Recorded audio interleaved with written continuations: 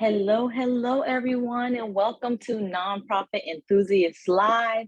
I am so excited to be here today and continue our conversation on fund development and year-end planning. Can you all believe that we're almost 2 weeks away from 2023?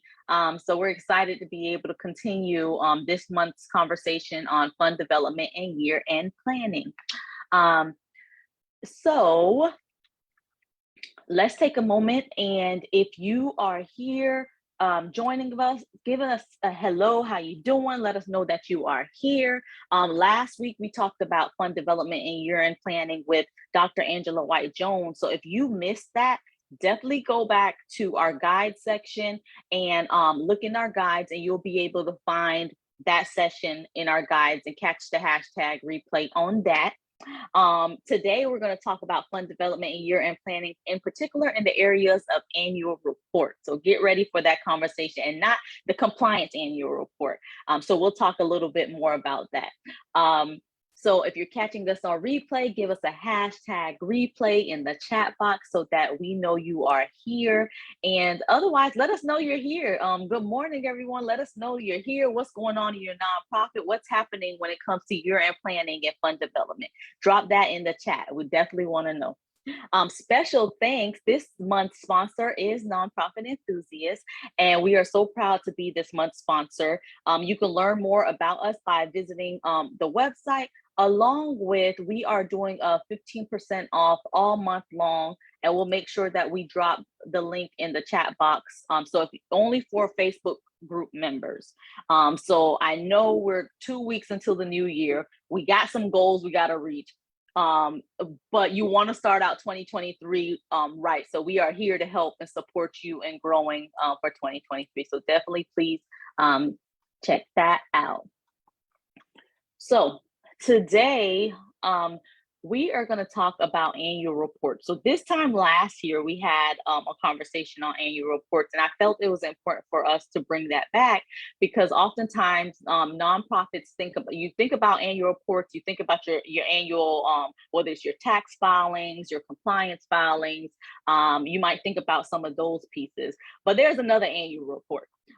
You don't hear it talked about a lot, but there's an annual report that which I'm talking about today is referring to a publication that's sent out and demonstrates your impact throughout the year. So in this annual report, and I'm going to show some samples later on. If you have questions, feel free to drop them in the chat. You're talking about how your nonprofit has evolved over the last year. You're thanking your volunteers, your supporters. You're highlighting your mission and the impact in the community. So as we talk about year-end planning, I just want to make sure that we're keeping that in mind and thinking about what is our annual report going to look like. For a lot of organizations where their fiscal year ends December 30th, they would start the process because a lot of especially the program, although the services end on December 30th, they typically will pull all those numbers early January and release their annual report. Unless of course, your programs end a little bit earlier, you might be able to pull all those numbers to compile your annual report. So that's some of what's happening when it comes to preparing an annual report for your organization. So there's no hard rule on the method that you use, how long this annual report is. The most important part about the annual report is that it demonstrates your overall organization's impact for the year. So this is a great time to really sell yourself. What I like about the annual report, a lot of times throughout the year, I'm going back to the annual report. Let's say I'm working on something and I'm like, oh, how many did we serve again? Of course you get used to the numbers and stuff, but sometimes you gotta go somewhere really quick. I run to the annual report. Here it is. I'm preparing for this meeting. Here's here's some of my bullet points because it's all highlighted in our annual report. So definitely making sure that this is a great way to demonstrate your impact throughout the year. Some annual reports, you might find them in paper format. They may be in a form of a booklet. One of my favorite ways is an organization I previously worked with for. They used to put theirs in a calendar, and I loved it because every month highlighted a different portion. So let's say your 2023 calendar, January will highlight what happened in 2022 around this time, some numbers there. And why I really liked it, because whenever I got it in the mail, I would hang it up, and then also I followed it was a youth serving organization. So I would follow the journey of the kids and what happened last year and the impact. And it even got to the point that I was looking out for my calendar every year. So that's a very cool and creative way that like they were able to distribute their annual report. So using the paper format. So it could be a booklet, it could be a one pager. The biggest thing, as I mentioned earlier, is making sure that your organization's impact is demonstrated throughout this publication. Some also do it in electronic format. So it might be in the form of an infographic or a video or electronic booklet. However you do that, think about the means of being with the resources that you have. What can we do to publish our annual report? Because of course a calendar will be costly to print it and send it out to your stakeholder. So maybe an electronic format is an option, or maybe doing a one page or printed, because I still believe that people love having printing things in their hands. So definitely consider what format you want your annual report to do. And this, similar to Giving Tuesday, is one of those things I like to say, if you don't have one, do something. Even if it's a one pager annual report for this year, because what happens is that shifts the mindset of your organization to know, like, oh, we got to have these numbers and stuff together for our annual report. And next year we want to start having more and demonstrating more to make sure that you're keeping up with those reports in order to be able to produce this document. So start with something. It could be something small. It could be something highlighted on your part of your website that highlights it, and I'll show some samples of annual reports in a few. All right, so if you have any questions, feel free to drop them into the chat box. If you're catching us on replay, give us a hashtag replay. I know this is an extremely busy time of the year, and I kind of want to just bring this conversation up so that way, as you enter into 2023, one of the first things you get going with is compiling your annual report so that it can be published as soon as possible, okay? So here are some tips for developing your annual report. Use it to sell your vision. It's a great way to not only talk about what we accomplished in 2022, but where we want to go in 2023, and kind of a great way to start promoting that to your supporters. So in the event they want to help and join you in this venture. Include the data to support your work and demonstrate your impact. So definitely you want to have those qualitative stories along with quantitative numbers. You definitely want to have that in there, because you have people that there's some people that they need both. There's some that really gravitate more to the stories than the numbers. So you definitely want to have that in there. And it's always good to have the numbers just to demonstrate like what we're doing works. Include success stories and quotes. And you might have this from your programs throughout the year. Include that in there, because one of the things too, you don't want to have so much numbers where it feels personal. You want to feel like you're connecting to someone, connecting to something. So definitely having those stories in there. Keep it simple and easy for readers to understand. Don't get too complex.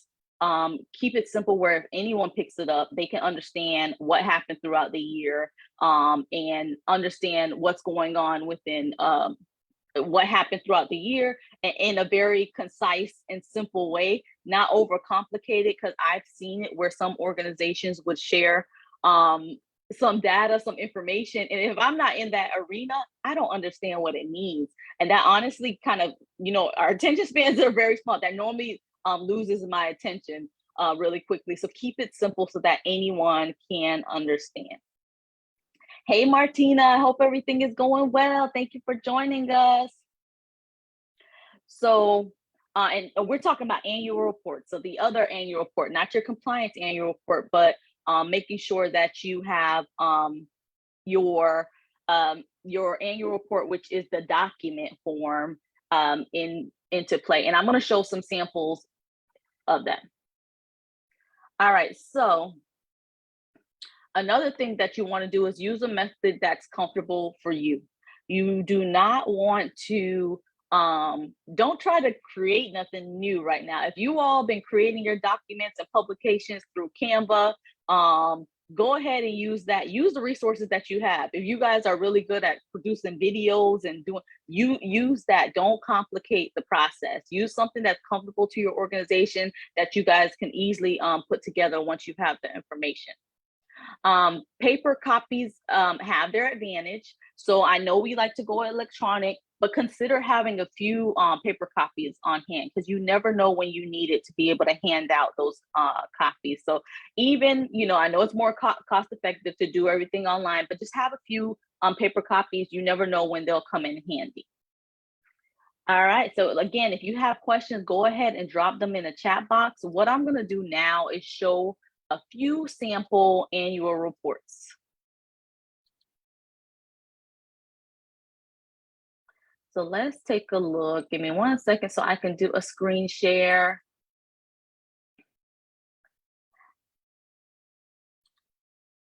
All right, so this one that I'm about to share is Girls Who Code. Here we go. Okay, there we go. So this is Girls Who Code's annual report. So you'll see they chose, this was their 2018 annual report. They did this more in a format of a digital format. So you'll see it's kind of set up like a website. It has the different topic areas that you can jump down to, but I'll scroll to those areas. And then you also have it in a downloadable format. So they got the best of both worlds happening. They have a message from their CEO and founder. And that's always a good section to have if you are doing a longer format. By the numbers, here are the numbers. One thing that I love is that they have pictures. Sometimes we put a lot of the numbers and forget to put those pictures, so there's that personal, that touch. So you see they show how much girls they served this year. How much did they reach through books, sisterhood, and social media? And I don't know about you, but when I see those numbers, I'm like, wow. How much revenue did they have to date? So the information that you put in there will vary, based on your organization and what you have on hand. So don't feel like you have to use the same exact information, especially because each organization, depending on who you serve, your audience might be a little bit different. And this is they have some very infographic forms of sharing their information, who they served, number of clubs they had, their commitment to diversity,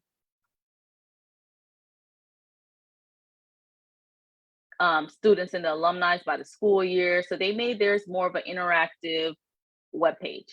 Okay, so this example of one annual report and one in a digital format. And like I said, there are so many different ways. The most important portion, if you get off this call, just remember when you're creating it, is demonstrating your impact.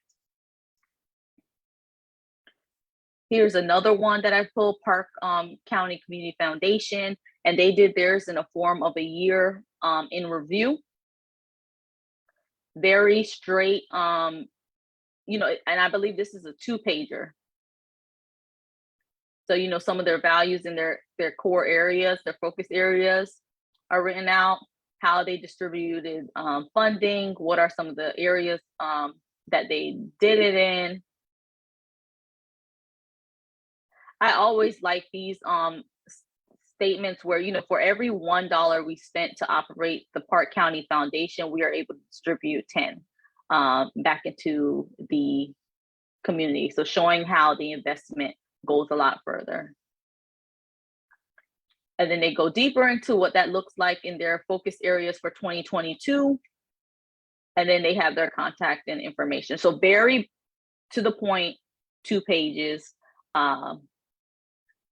The next one I'm going to show you. So last year, and we're going to drop the link in a few for our blog, where you can see all of these tips that I went over today, along with review last year's annual report discussion that we had. It's also in the guide section, but you can go to the blog, you'll see the tips. You'll also see the video from last year where we had Shamante come on and talk about From Christ is Relief, come on and talk about his annual report, and the one that they developed last year. And then he talked about how he developed it and how quickly he was able to see results and increase in donations from the result of having this annual report and ability to show their impact in a brief way. So I'm going to pull that one up really quick. Here we go.